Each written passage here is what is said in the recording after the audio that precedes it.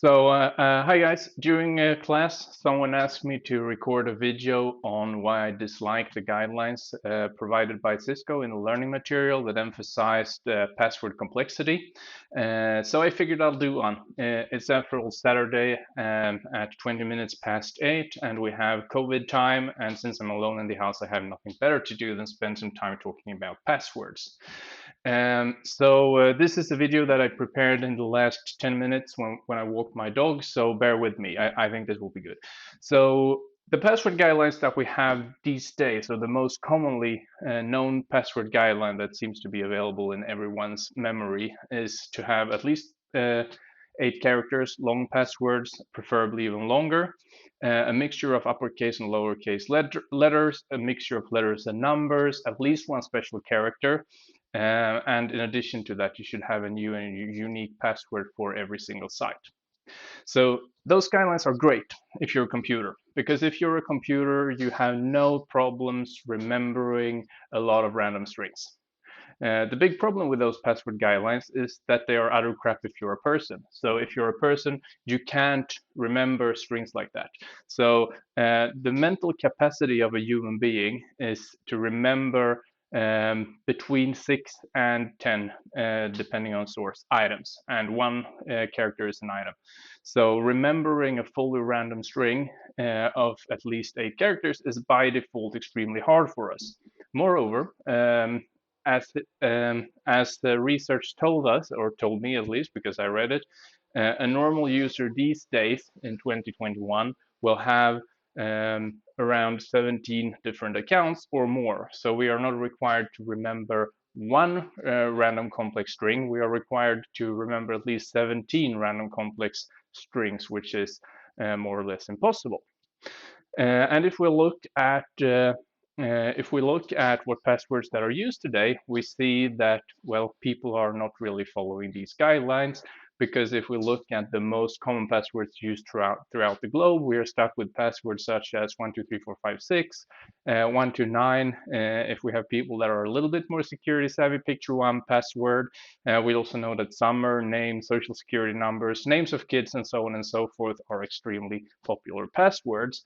And what do people do when, well, as you see, most of those passwords don't have special characters, but what do people do when they are required to have special characters? Well, they put an exclamation point to mark to the end of the password. That is actually what I'm doing. I have a fairly good random password that I use.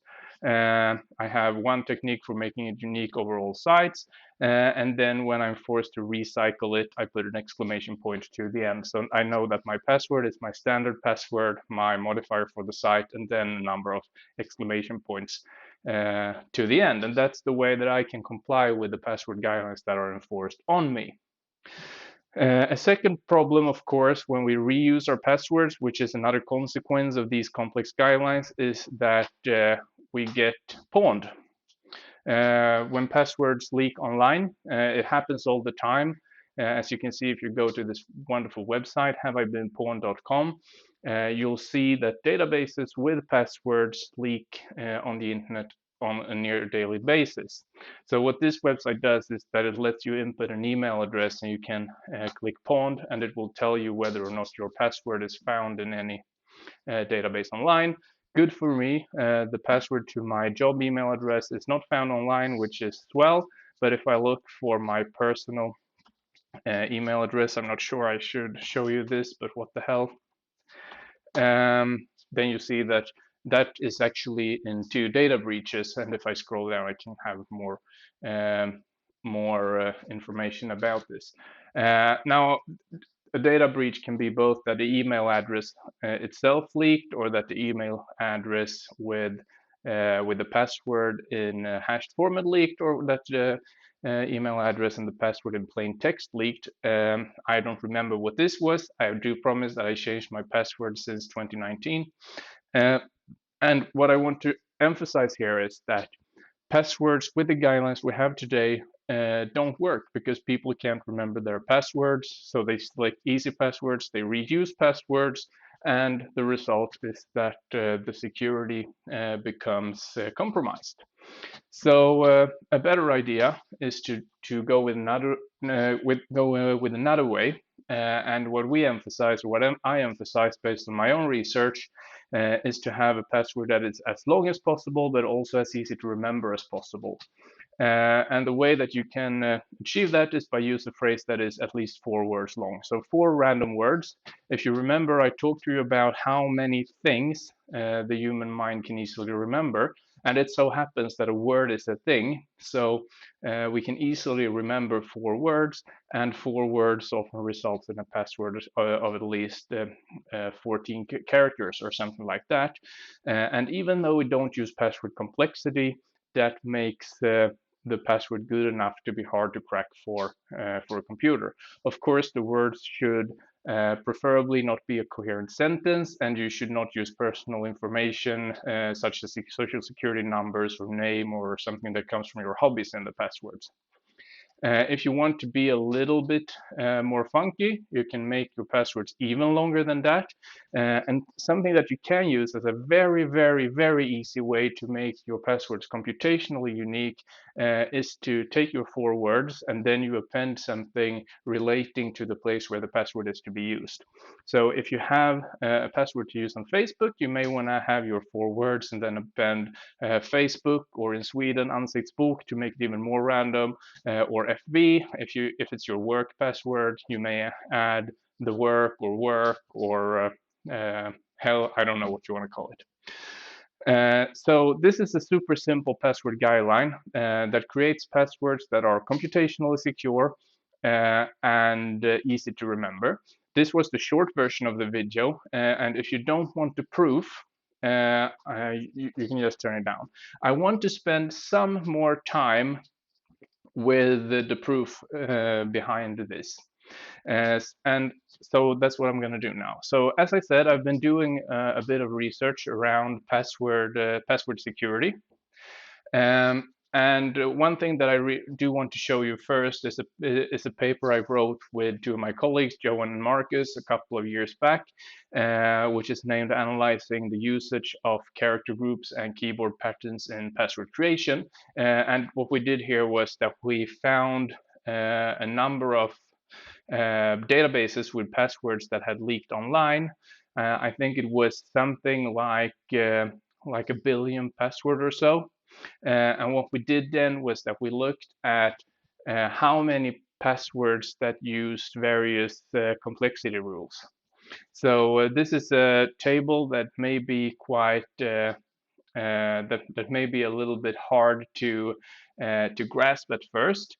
But what I want to show you here is that if we look at passwords that contains lowercase and numbers, the number of passwords that contains lowercase and numbers made up for about 50% of all the passwords that we found. Another 26% contained only lowercase, and a 13% contained only numbers. So this means that even if we have those complexity rules at so many websites and at work, and it's definitely in the consciousness of most users, we saw that, what is this, 50, 75, 85, around 88% of all passwords in all of those databases. It was 22 databases, if I remember correctly, which contained a total of around 1 billion passwords, real passwords, may I add, and 88% of those passwords were only lowercase letters and numbers. So if you look at passwords that actually contain special characters, it's this group here, so it's 0.33%. It's this one, it's this one, it's this one, and there we're up to 2%, still on 2%, 3%. Yeah, about 3 or 3.5% of the passwords we analyzed contain special characters. So that's a really bad result, given that using special characters is one of the key password guidelines given to people. We also saw how many passwords that were keyboard patterns, and the keyboard pattern is, for instance, QWERTY or 1234566. The definition of a keyboard pattern that we used was a string of keys that are adjacent on the keyboard. And of course, if you want the dirty details, you can look at this paper. If you don't find it, I'm happy to send it to you. It's again called Analyzing the Usage of Character Groups and Keyboard Patterns in Password Creation. So what we went and done then was that we looked at how we can construct passwords that are both secure and memorable. So what we did first was that we did a literature review with the purpose of finding different methods that people use when they create their password. And we found like a large number of such things. So for instance, we have fully random passwords. We have passwords that are just words. We have passwords that are words inserted in words. So for instance, uh, if you have cream and potato, you can insert potato into cream like this, and that's the word-in-word passwords. We have passphrases, which is what I'm talking about, passwords that are concatenated words.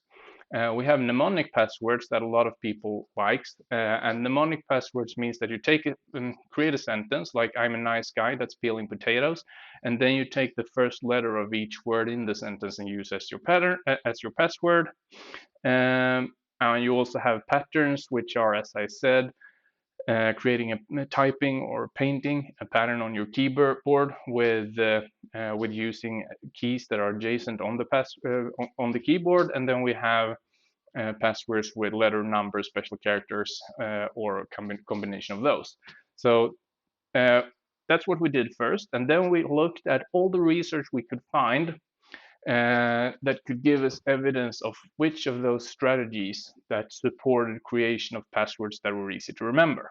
So that was step one.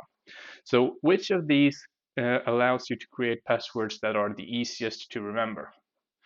So let's see. It's as I said, I prepared this in the 10 minutes or in the 20 minutes. To be fair, that I walked my dog, so I'm gonna see what we came up with. What we came up with was that there are essentially 5 ways to create passwords that are easy to remember. And those are first biographical passwords, namely passwords about something that relates to yourself. We didn't go through with that because they're obviously crap. Then we have words. Then we have those mnemonic passwords where you take the sentence and then you use the first letter in each word of that sentence. Then we have the patterns, and then we have the passphrases. So those are the ways we found that users can make passwords that are easy to remember. So that's of course not it. We also have to figure out which of those ways of creating passwords that support creation of passwords that are actually strong, so that a computer can crack them with ease. And what we did was that we generated attack models. So you can find the this is, let's see if I can turn this so you can read something that makes sense while I bramble. So we created attack models, and an attack model is supposed to be the best possible way to attack a password created with one of those strategies. So the easy explanation is that if we have words, then we attack a password that is a word by testing every word in the standard dictionary. If we have phrases, what we do then is that we test any combination of words in a standard dictionary. We also allowed for the words to be separated by one or more special characters. I think it was comma, dot, exclamation point, question mark, or space, because that's common when you do a phrase. The mnemonic passwords you actually attack in the same way as phrases, even though we allowed for mnemonic passwords to typically be made up from more words than ordinary phrases. And then, well, patterns you attack by creating a pattern or a dictionary of every possible keyboard walk. So a keyboard walk in this case is a series of adjacent characters on your keyboard. So QW is one keyboard walk, QWE is another, QWER is a third, QAZ is 1, and so on and so forth. And that's easier to do than it sounds. You can do it. You can create that using a script quite easily. I know because I've done it. So when we had those attack models, what we did next was that we calculated how long time, or how many passwords that we would have to go through in order to attack a password of a certain type using the attack model for that type. So if we go again with the words example again, what we do is that we test every single word. So the entropy is the space of possible passwords. It's equal to the space of possible words. So I think I wrote it down here somewhere that a word can either be 600,000 words or 45,000 words. In this case, 600,000 words is the average or that's the number of English words given some dictionary, and 45,000 words, which is a more reasonable number to use, is the average number of words that an adult English-speaking person knows. So if we know that a password is a word, then we will have to test the 600 or 45,000 different words to find that. And since we can test a few billion passwords in a second, that's quite easy. Next, we went with phrases, and phrases becomes a little bit more complicated, because what we have to do here is that we have to allow for a combination of words. And the thing here is that if we have a password of 2 words, then the entropy becomes the number of words times the number of words. So if we only have a two-word password, the total number of combinations that can be is 45,000 times 45,000. If we have 3 words, then it's 45,000 times 45,000 times 45,000, or 45,000 to the power of 3. If we have a 4-word password, it's 45,000 to the power of 4, and so on and so forth. It says words plus 5 here. The plus 5 really doesn't make a difference, but that is to account for those special characters that may be in the mix. The entropy is the same for mnemonic patterns, and we cheated a little bit with the passwords and just took the entropy numbers from simulations performed by another author because that was easier. So in addition to that, to calculating the entropy using the attack models, which were the best possible attack, we also calculated the entropy, the number of passwords that we would have to go through if we did a brute force attack. So a brute force attack is that instead of using the attack model that we defined, you simply test every combination of characters. So if you want to attack a word-based password using a brute force attack, you would take 52 to the power of the average word length. And the average word length is 9.1 or 5.1 characters, depending on what source you look at, and we went with both in our calculations here. So that means that I can't do those calculations on the fly, but if you look at the brute force entropy for phrases, then you have to take 57. 57 is all the characters on a British or an English keywords with those 5 characters, and then you have to take that to the power of n, which is the number of words, times the average word length. So if you have a 4-worded phrase, then you have to take 57 to the power of 5.1 times 4, which is 20. So there we have a calculation that is going to be significantly, or we have an entropy that is going to be significantly larger than 1 for word. So if we want to do the brute force attack for mnemonic passwords, you'll see that things happen here. because when we do a brute force attack against mnemonic passwords, there is no reason for us to take the shortcut over the actual words. We can just look at the mnemonic password as a random string, and we go about it attacking, and we attack it with the standard brute force attack, where we test the all possible key combinations. So then it becomes 57 to the power of the password length plus 1. I don't remember why it's plus 1, but I'm sure it was for a good reason. And when we do patterns, the entropy calculation is 94 to the power of n, which is the password length. Again, I don't remember why it's 94 to the power of n. It was something that we read in a previously published work. So to the magic here, we're going to see what this results in. So we calculated or computed something that we called a entropy chart. And the entropy chart, let me see if I can zoom in a little bit. The entropy chart is basically telling us that if we have a password of a certain type, so if we have a pattern-based password that is 10 characters long, how long will it take us to crack that? Or first, how long is it expressed in a base 10 logarithm? How large is the entropy space, and how long will it take us to crack it? So if we look at patterns that are 10 characters long, and we try to attack them using the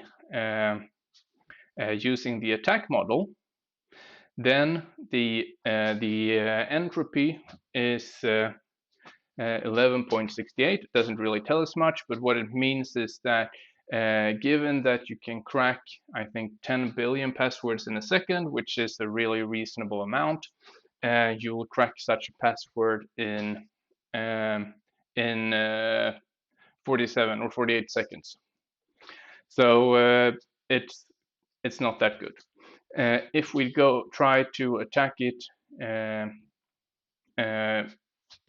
using the attack model, then it will take 170 years. And so what this tells us is that there is a way to crack pattern-based passwords rather quickly, unless they are even longer than 10 characters. If we look at the mnemonic passwords, you see that we have 3 bars here. I'm colorblind, so this is a little bit of an issue for me. But first, we have a brute force attack. So if we brute force a mnemonic passwords of 10 characters in a setting where we assume that a password is 9.1 letters long, then it will take us 65 years to brute force that mnemonic password. If we use any of our attack models, it will take us over 1,000 years to crack it. So when it comes to mnemonic passwords, the attack model that we spend time developing is actually no good. It's better to just go with brute force.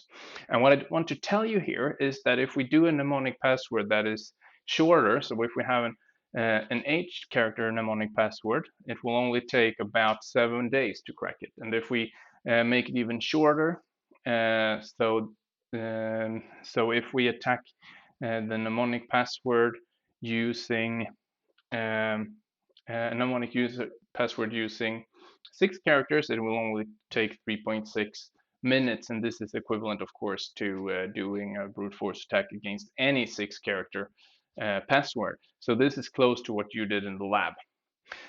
But now what I want to show you here is what happens when we try to apply some magic. So this is quite fun. So when we look at the phrases, when we look at the password phrases combining words, then we can see that with a brute force attack, if we attack a phrase that is only 3 words long, and we do that using a brute force attack, then it will take already with 3 words take more than those 1,000 years. It will, however, if it's only 3 words, take about 2.5 hours with the attack model, assuming that there are 45,000 words to choose from, and close to a year if we assume that there are 600,000 words to choose from. But when we go up to 4 words, this is when things are really getting interesting, because when we go up to 4 words, of course, it takes even longer to try to do the brute force attack. I have no idea how much that becomes in years, but it will with the attack models take at least 13 years to crack the password. And if we go up to a phrase with 5 words, then it will take over 1,000 years to crack the password, no matter what approach we're using. Of course, the plain word sucks at every instance, and the plain words are super easy to crack. So that's a little bit about what I wanted to show you in this demonstration. The reason why the traditional password guidelines work. Sorry to Muhlenberg College for having to be included in the video as the example of bad password characters, is because of usability. It leads to people selecting passwords like these, writing them down, reusing them, which result in them getting pawned. And what we have to do instead is go with passwords that are made up from at least 4 words, because then it takes over 1,000 years to crack them. And even though this was a summary, and what I've been talking about here is perhaps not the full and entire story. I guess that there are more buts and ifs, but this is really, really, really my opinion. And what it comes down to is a need for making security advice that emphasize that computers are actually used by humans. We have to be able to define security advice for users that they can actually abide by. Otherwise, they are, in my opinion, completely worthless. So I hope this video gave you what you asked for. And if you want the papers, or if you want to comment, feel free to comment on YouTube, or send me an email.